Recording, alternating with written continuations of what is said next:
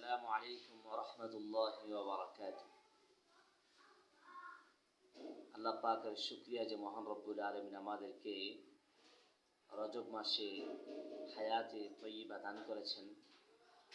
আমাদের সামনে রমাদান মুবারক অপেক্ষমান আছেন।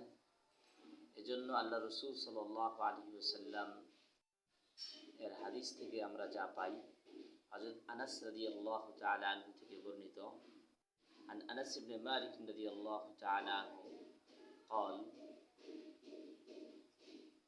قال رسول الله صلى الله عليه وسلم إذا دخل رجب حضرت أنس رضي الله تعالى عنه বলেন, كان رسول الله صلى الله عليه وسلم يقول إذا دخل رجب قال اللهم بارك لنا في رجب وشعبان وبلغنا رمضان।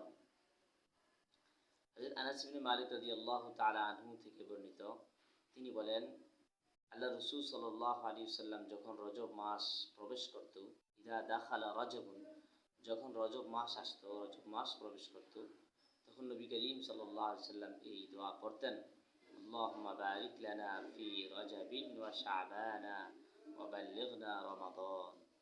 হে আল্লাহ, আপনি আমাদেরকে রজব মাসে বরকত দান করেন, রজব এবং শাবান মাসে বরকত দান করেন, এবং আমাদের হায়াতকে আপনি রমাদান পর্যন্ত পৌঁছিয়ে দেন। এই জন্য আমাদের প্রত্যেকটা মুমিনের কর্তব্য রজব এবং শাবান মাসে বেশি বেশি করে এই দোয়াটা পড়া।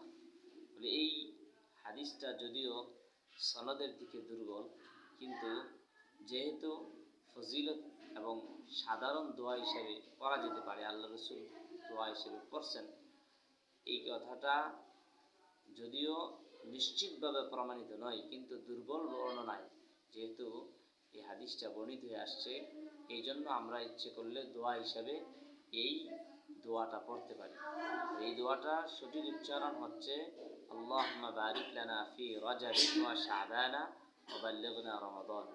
যদিও কেউ কেউ বলেছেন আল্লাহুম্মা বারিক লানা ফি রজব ওয়া শাবান ওয়া বাল্লিগনা রমাদান, এখানে রজা তার মধ্যে জবর দিয়েও পড়া জায়েজ আছে, আবার রজা বিন দুই জে দিয়েও পড়াও জায়েজ আছে।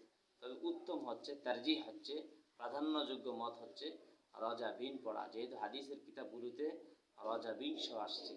এই জন্য আমরা এভাবেই পড়ব, আল্লাহুম্মা বারিক লানা ফি রজবিন ওয়া শাবানা ওয়া বাল্লিগনা রমাদান।